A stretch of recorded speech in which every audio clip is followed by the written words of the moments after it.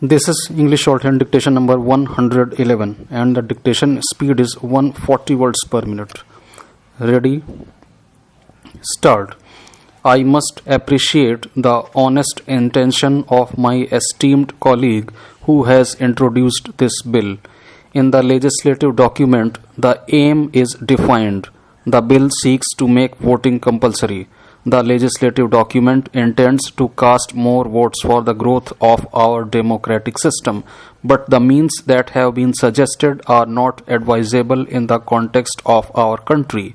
India always pleads the persuasive policy in all concerned problems of our country, but this is clearly smacking of a tinge of autocracy. So here I am compelled to disagree with the means of the legislative document as has been enunciated. Therefore, it is clearly prescribed in our constitution that voting is our right.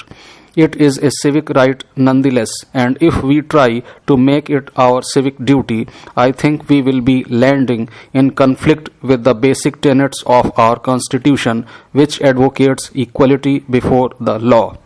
There is compulsory voting in some of the countries in the world. They are pursuing the practice of compulsory voting. It does mean that we have to mimic the practices of foreign countries because we have to understand the culture, the index of education, the fabric of our society, and the ambience under which we are brought up before deciding any policy.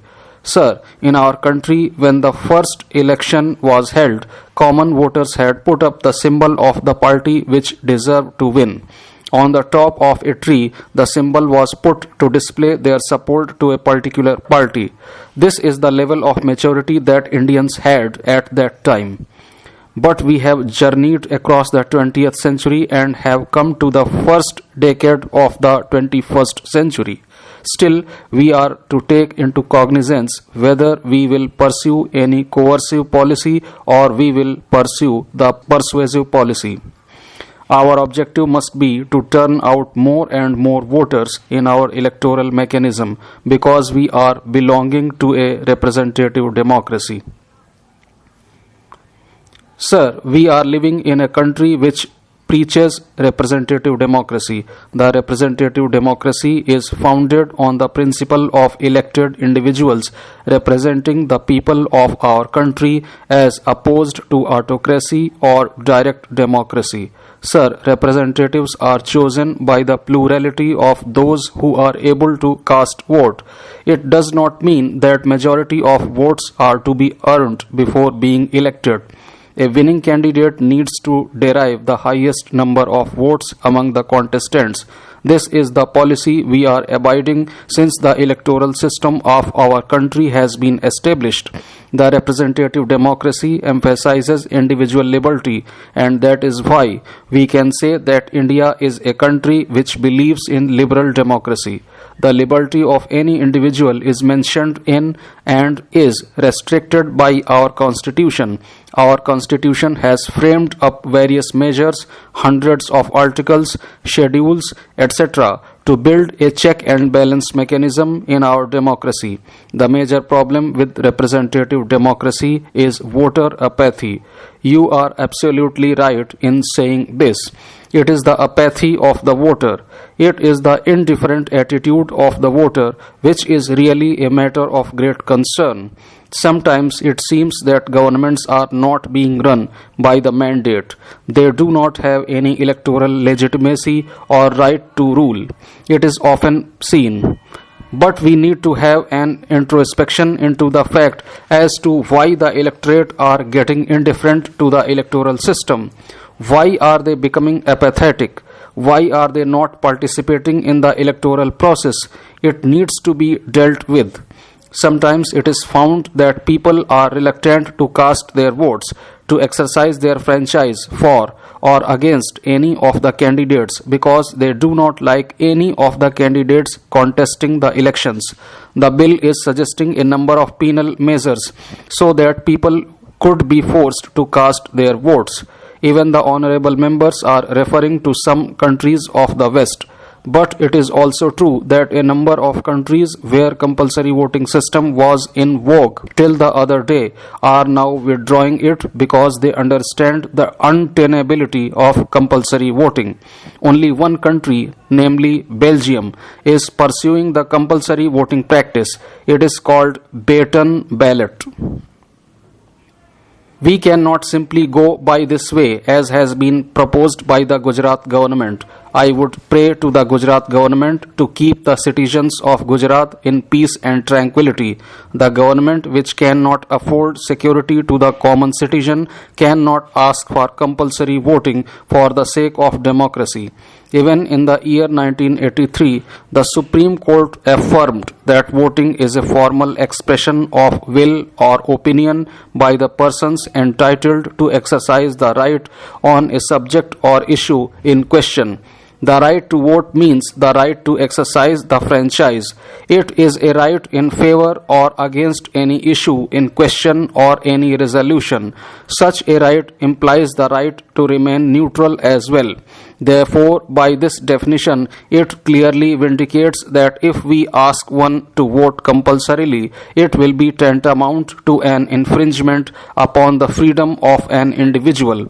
I must argue that intense mobilization, more competitive electoral arena, arousal of interest in the elections are now being palpable in the aftermath of the assertion of regional parties. Sir, I would like to draw your attention to the fact that the electoral turnout in the assembly elections is found to be more than the general election. Our voters are mature, they are sensitive, and they are conscious. Otherwise, how have the voters of Jammu and Kashmir and voters of Arunachal Pradesh exercised their franchise? It clearly points out to the fact that without adopting any coercive measures, we can have a democratic upsurge in our country where more and more Dalits, minorities, women, and underprivileged classes are sucked into the electoral process. They are taking more and more interest in the electoral process now. So we need to make a further introspection into the reason why the common voters are getting reluctant to cast their votes and the percentage of voting is declining. Without resorting to any coercive measures, by the sheer dint of persuasion, by the dint of argument, and by way of giving avenues for more freedom of expression, we can increase the voting percentage in our country. Mr. Chairman, sir, I would like to express my thanks to you for giving me this opportunity to speak on this bill. At this juncture, I would like to appreciate my honorable friend for bringing this bill at the appropriate time with a novel idea. I endorse the concept of compulsory voting in principle. Democracy flourishes not only with the full participation of the people but also with the flawless electoral system. Before enacting legislation for compulsory voting in the election, necessary spade work should be made to make the concept really workable. It needs to be further improved so that the existing defects and faults are removed and a perfect system is put into practice. A defective and faulty system results in erosion of the democratic values. During the Diamond Jubilee celebrations of the Election Commission, the chairperson of the United Progressive Alliance and the president of the Congress Party has lamented over the growing money power, muscle power and criminalization of politics. I appreciate the Congress President for the outright condemnation of the growing evils. If this is the laudable principle of the Congress Party, if it is the worthy idea of the Congress President, I wonder how the Congress Party will be going to fight against these evils. In all the by-elections held in Tamil Nadu, the ruling party is adopting the same formula. If the Congress Party wants to follow the principles that the Congress President strongly suggested, there is no meaning in continuing alliance with the DMK. They should come out of the clutches of the DMK. It is good for the Congress Party and for the country as a whole. Another aspect I want to touch upon is the electoral roll system. Though we have conducted so many elections during the last 60 years, we have not yet developed an electoral roll system free from defects. More particularly, in Tamil Nadu, the voters list is full of defects. Thousands and thousands of voters who are otherwise eligible were not included in the voters list. En bloc deletion of names of voters in a particular area is a common feature.